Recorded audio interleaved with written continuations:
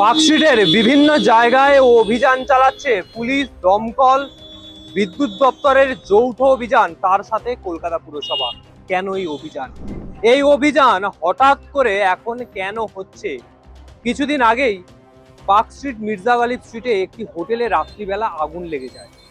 দমকলের পর্যাপ্ত ব্যবস্থা ছিল না, ফায়ার অগ্নি নির্বাপন ব্যবস্থা ছিল না, এবং তারপরেই কার্যত নড়ে চড়ে বসে ফায়ার ব্রিগেড, প্রশাসন, পুলিশ এবং পৌরসভা। আর এই পরিস্থিতিতে দাঁড়িয়ে একাধিক হোটেলে অভিযান চালাচ্ছে কলকাতা পুরসভা, ফায়ার ব্রিগেড, এছাড়াও প্রশাসন। এই রকমের নোটিশ বিভিন্ন জায়গায় টাঙিয়ে দেওয়া হচ্ছে এবং এই নোটিশে কার্যত বলে দেওয়া হচ্ছে যে আগামী 24 ঘন্টার মধ্যে গোটা হোটেল খালি করে দিতে হবে এবং এই হোটেল বন্ধ করে দেওয়ার নির্দেশ দেওয়া হচ্ছে। শুধু একটা জায়গায় না, ইতিমধ্যেই যেটা জানতে পারা যাচ্ছে প্রায় 20টির অধিক হোটেলে এই নোটিশ টানিয়ে দেওয়া হয়েছে। আমরা যে জায়গায় দাঁড়িয়ে রয়েছি এটা নিউ মার্কেট থানার অন্তর্ভুক্ত এবং ঠিক রাস্তার বিপরীতে হচ্ছে পার্কস্ট্রিট থানা। দুটো থানার যৌথ অভিযান একই রাস্তার এপার এবং ওপার দুদিকেই চললো এবং এই অভিযান থেকে একটা জিনিস স্পষ্ট হয়ে গেল যে একদিকে এই সময় দাঁড়িয়ে যখন পুলিশ প্রশাসন অতি সক্রিয়তা দেখাচ্ছে, পুলিশ প্রশাসনের অতি সক্রিয়তা, একদিকে নিউ মার্কেট থানার উদ্যোগে যে এই ডান দিকের রাস্তা দেখতে পাচ্ছেন নিউ মার্কেট এবং এই যে বাঁদিক, সেই বাঁদিকের রাস্তা পার্কস্ট্রিট থানার অন্তর্গত। আপনার পুজো পৌঁছে যাক বিশ্বের দরবারে। প্রতি বছরের মতো এবারও আর+ নিউজ নিয়ে এলো শারদাঞ্জলির সেরা সম্মান 2026। অংশ নিতে সকাল 10টা থেকে সন্ধে 6টার মধ্যে সরাসরি যোগাযোগ করুন আমাদের অফিসে অথবা কল করুন 9836323248 এই নম্বরে। শারদাঞ্জলি শুধুমাত্র আর+ নিউজে।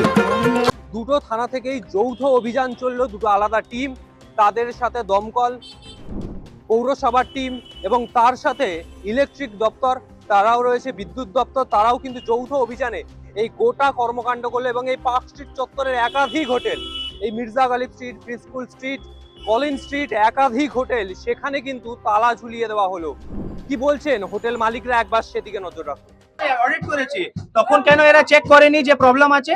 তখন কোনো বলেনি, সব পেপারস আছে আমার কাছে।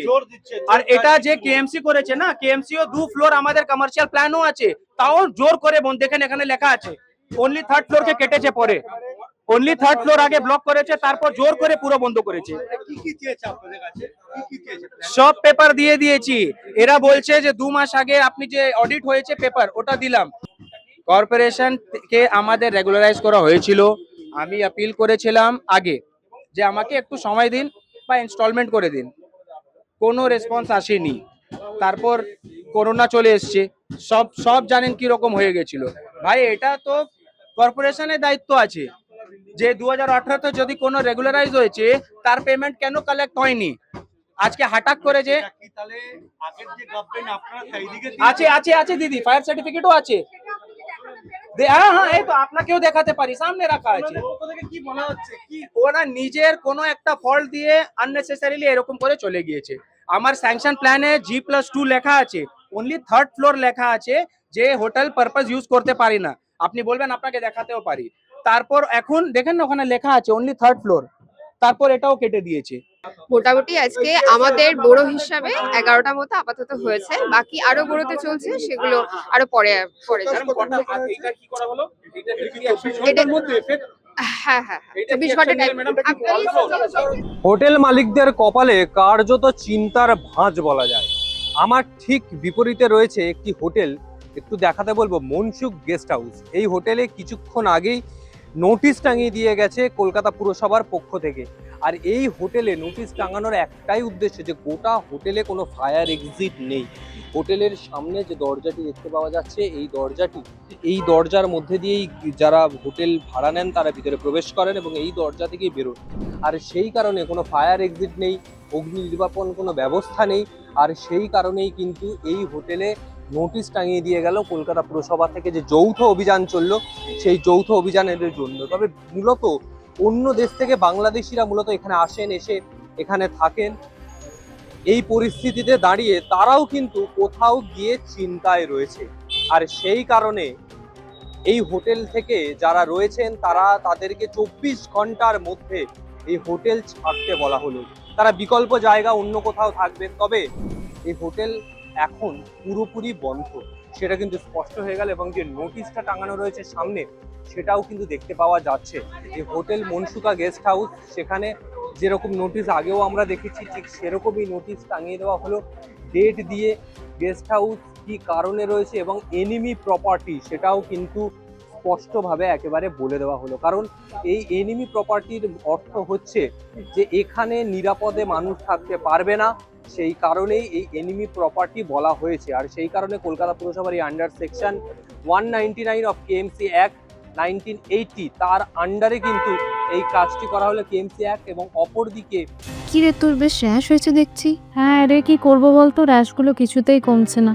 অনেক কিছু ইউজ করলাম তবুও কমছে না। তুই এম্বার গৌরীদেবী হসপিটালসে দেখাতে পারিস, ওখানে ভালো এক্সপিরিয়েন্স ডার্মাটোলজিস্ট আছে। গৌরী দেবী হসপিটাল, রাজবাঁধ, দুর্গাপুর। যোগাযোগ 8001003333, 8001113333। 416 অফ কেএমসি অ্যাক্ট 1980 এই দুটো সেকশনে আপাতত এই যে কেস, এবং আরও একটি সেকশন দেখতে পাওয়া যাচ্ছে কেএমসি অ্যাক্ট 1980 আন্ডার সেকশন 199। এই তিনটে অ্যাক্ট দিয়ে কিন্তু এই তিনটে ধারায় এই জায়গা কিন্তু যে রক্ষণাবেক্ষণ বা এই জায়গার যে বিষয় সেটা কিন্তু খতিয়ে দেখেছে পুরসভা এবং পুলিশ, তাদের যৌথ অভিযান এবং ফায়ার ব্রিগেডও ছিল। তাহলে কেএমসি থেকে এই নোটিশ আপাতত টাঙিয়ে দেওয়া হলো, এবং দেখার আগামীকালও যেটা জানতে পারা যাচ্ছে আবারও অভিযানে বেরোবে কলকাতা পুলিশ, পৌরসভা এবং ফায়ার ব্রিগেড দুপুর 12টার সময়। আরও কোন কোন হোটেলে এই রকম ভাবে নোটিশ টাঙায় সেদিকে অবশ্যই নজর থাকবে। ক্যামেরায় সুব্রতর সঙ্গে রিক, আর প্লাস নিউজ, কলকাতা।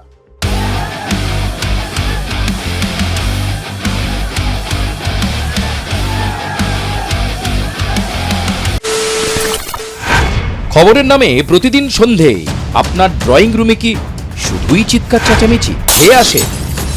বিতর্কের নামে চলে গালাগালি আর কাদা ছোড়াছুড়ি। এবার সময় পরিবর্তনের,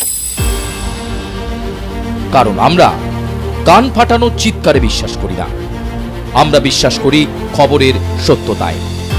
আমরা কোনো পক্ষের হয়ে গলা ফাটাই না, আমরা সাধারণ মানুষের হয়ে প্রশ্ন করি। চিৎকার নয়, শুধু খবর হবে যেখানে বিতর্ক আছে কিন্তু কুৎসিত ঝগড়া নেই। সঠিক তথ্য, বিশ্বস্ত খবর। নজর রাখুন আর প্লাস নিউজে।